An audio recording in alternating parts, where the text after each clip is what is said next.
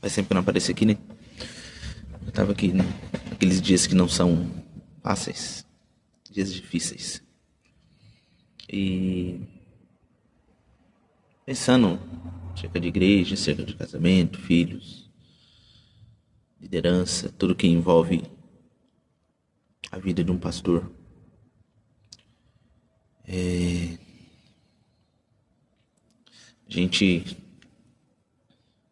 assumiu recentemente e existem desafios, né? Implementar uma visão, ter pessoas que servem. Mas a ideia, cara, é algo que tá no meu coração, que eu tava até lendo uma palavra pra falar domingo. Mas às vezes a gente entra tanto no fazer, sabe?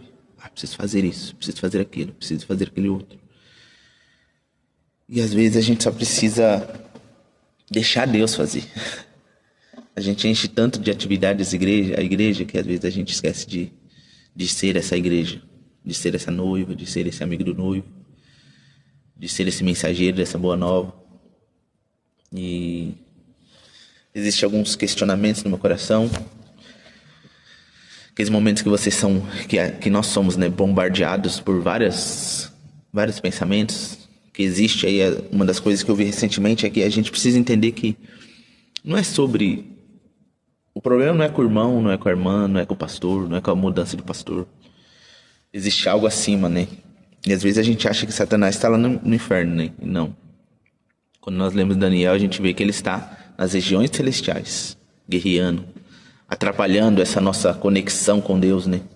E existe o principado, existe uma potestade, existe os dominadores, existe os influenciadores. Então existe uma ordem e um governo bem estabelecido no mundo espiritual, tanto do lado de Deus quanto do lado do inimigo. E às vezes a gente olha muito aqui, né?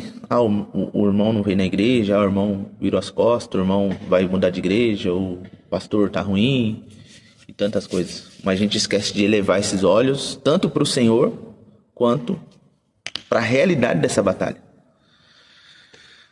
Lá no Antigo Testamento, Golias gritava para assustar o povo. No Novo Testamento, a Bíblia fala que o inimigo está ao nosso derredor, bramindo como um leão. Ou seja, um era físico, o outro é espiritual. Então essa batalha está sempre acontecendo, mas às vezes a gente não se atenta nisso, cara. A gente não se atenta nisso. E às vezes a gente fica muito naquela... eu tô cansado, é normal. Eu tô com preguiça, é normal. Não vou pra igreja hoje, vou priorizar outra coisa. Então, um dos maiores artimanhas de Satanás hoje não é mais nos possuir. Sabe, antes a gente via muita manifestação demoníaca. Hoje a gente não vê tanto. Então ele mudou a estratégia. A estratégia hoje é só mudando a mentalidade. Então você vê muito crente hoje que ele é pró-aborto. Muito crente hoje que ele fala que a gente tem que amar todas as maneiras de amor, porque isso vem de Deus. Não sei que Bíblia é essa, mas é uma mentalidade que vai sendo mudada, vai sendo moldada, vai sendo transpassada, sabe? E a gente vai aceitando isso e a gente não se posiciona para guerrear. Cara, nós somos filhos, velho. Nós temos uma autoridade. O Senhor nos escolheu. Estava lendo Coríntios aqui, Paulo fala sobre isso. O Senhor nos escolheu quando a gente era do mundo aí, não tinha nada, não tinha perspectiva, não tinha vida, estava preso, enraizado nos pecados.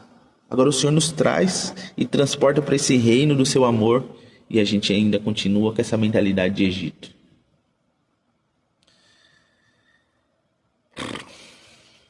Cara, não sei o que a gente precisa fazer. Ou tá faltando... Acho que tá faltando buscar Deus, sabe? Que a Bíblia fala que Paulo fala que eu não fui para vocês com sabedoria de palavras. Cara, hoje você escuta muita palavra boa, pregação eloquente, mas você vive pouco o poder de Deus. Vive pouco. E a gente precisa entender que o evangelho ele é mais profundo do que só estar na igreja. Sabe, a gente precisa ter vida com a igreja, ter vida com as pessoas. discipular pessoas. A gente ainda tá nessa mentalidade, cara, de que quem discipula é só o pastor. Quem faz tal coisa é só a liderança. Enquanto a gente vem aqui só receber. Como se Deus estivesse devendo algo pra gente. Você não tá no restaurante, velho. A gente não tá no restaurante. A gente tá na casa do Senhor. Nós somos... eu, você, nós somos esse templo do Senhor. E ainda que é importante uma liderança, é importante um pastor, é importante a gente ter alguém para nos direcionar, ou talvez para traduzir aquilo que a gente não está entendendo. Mas eu preciso assumir minha responsabilidade. Eu não posso sempre terceirizar, sempre esperar que outra pessoa faça. E aí quando ela não faz do jeito que eu quero, eu fico bravo. Vou mudar de igreja. Mudou as coisas, mudou a forma de falar, já está me confrontando muito. A realidade, cara, é que Jesus, ele... E eu não tô falando isso pra você, não. Tô falando pra mim mesmo. Eu tô me confrontando com isso aqui. Eu só liguei essa câmera porque eu acho que deve ter outras pessoas tendo um dia igual esse, ou que vai ter um dia igual esse que eu tô tendo hoje. Eu falo... Esses dias eu tava falando... Esses dias não, né? Eu sempre falo com a minha esposa aqui. Eu não tenho esse jeito de pastor. Essa postura de pastor, E pra mim o pastor sempre ele é centrado, assim. Meu antigo pastor mesmo, você olha pra ele na rua e fala, esse cara é um pastor. Se olhar pra mim na rua, você vai falar, esse cara vai na igreja, será? Não pela forma de ser, né? Porque eu acho que cada um tem a sua personalidade, aquilo que Deus escolheu, que usa enfim. Mas a postura mesmo, sabe? Mas isso que é o doido, cara. Porque Deus não escolhe um padrão. Não existe um padrão que Deus se encarga. Ó, eu só quero quem usa terno e gravata. Oh, meu Deus. A verdade é que hoje está sendo uns dias difíceis. Mas, em Jesus, nós somos mais que vencedores. Nós já vencemos. E por isso, cara, que é importante a gente estar lendo a palavra. Porque esses momentos, que nem eu tô aqui. Eu sou o pastor da igreja. Quem vai pregar pra mim? Porque quando você vem desanimado ou cansado, você espera que o pastor seja usado por Deus para te dar uma palavra. E quando você é o pastor da igreja e você está precisando da palavra, aí você vai, ouve outros pastores, conversa com outros líderes, abre seu coração para outras pessoas, e aí você vai sendo tratado e moldado e renovado, né? Mas também nada substitui este momento de você abrir a palavra de Deus e lendo sem pretensão, entendendo o texto, procurando entender o que Paulo está falando, por que foi escrito assim, por que Davi escreveu daquela forma, por que o Espírito Santo quis que a gente lesse isso, enfim. E aí você vai sendo renovado. Então é muito importante, cara, que a gente ame a palavra de Deus. Porque enquanto eu estava lendo aqui, várias coisas vão acontecendo, o coração vai sendo alimentado, a mente também, você vai sendo renovado. E você também vai recebendo algumas direções do Senhor, sabe? A minha ideia, cara, não é ter um bom culto, ter um bom louvor, ter uma boa palavra. Eu quero que Deus venha, cara. E se tiver que eu sair para ele chegar, que ele tome meu lugar, então. É tudo dele, cara. Eu quero que a gente venha pro culto aqui e não tenha culto, cara. A gente fica jogado no chão aí, chorando na presença de Deus, porque é uma coisa que a gente precisa, cara. O evangelho não consiste em palavras de sabedoria, mas em poder de Deus. E o poder de Deus, o dunamis de Deus, ele transforma a gente, cara. É impossível alguém que experimentou de Deus, e eu falo do poder, não de uma manifestação, ou de um arrepio, ou de uma palavra profética. Ok, isso tudo são coisas que Deus faz. Mas eu falo, irmãos, daquele encontro, sabe, aquele encontro genuíno que eu não tive ainda, eu quero ter ainda. Aquele encontro, aquele bater de frente com o caminhão, sabe? Se você bater de frente com um caminhão a 200 por hora, meu amigo, não vai sobrar nada. E é isso, cara.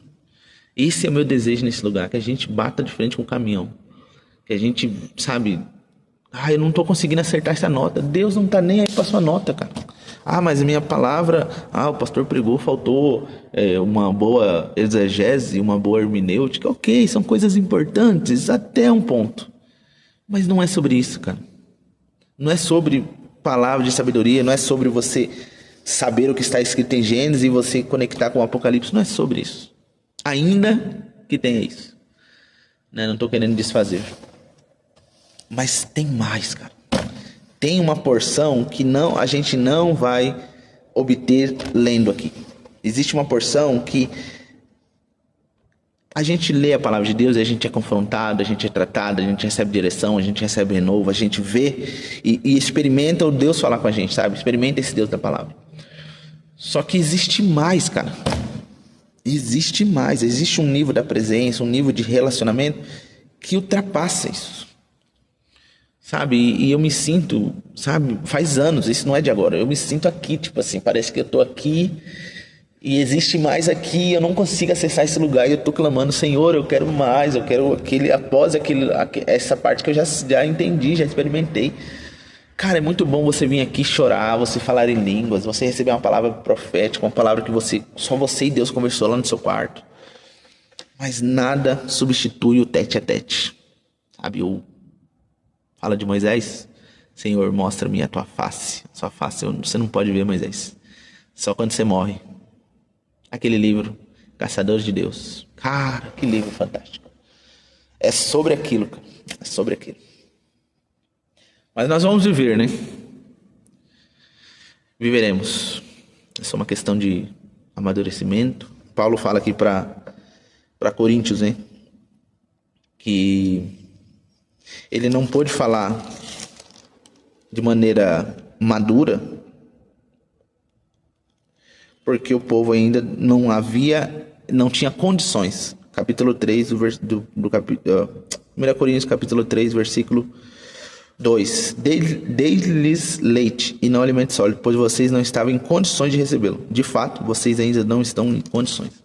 Será que eu não acessei esse lugar ainda que eu sei que tem, que a Bíblia nos aponta e nos mostra que tem, porque eu ainda não estou em condições? É fácil a gente culpar o terceiro, o pastor, o líder ou a igreja. É fácil.